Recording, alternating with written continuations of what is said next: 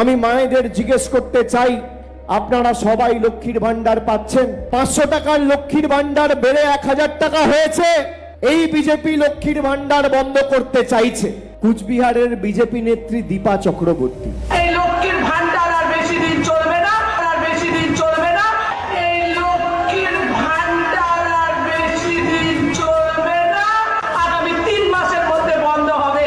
আজকে প্রায় 7 থেকে 8 দিন হয়ে গেছে এই বিজেপি নেত্রী প্রকাশ্যে সভা করে বলেছে 3 মাসের মধ্যে লক্ষ্মীর ভান্ডার বন্ধ করবে। বিজেপি মানুষের কাছে ক্ষমা পর্যন্ত চাইনি।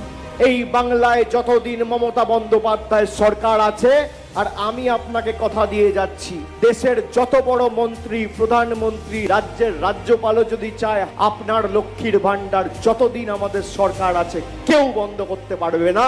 প্রত্যেকটা মায়েদের অ্যাকাউন্টে লক্ষ্মীর ভান্ডার যাচ্ছে এবং আগামী দিনও যাবে, এটা আমাদের গ্যারেন্টি।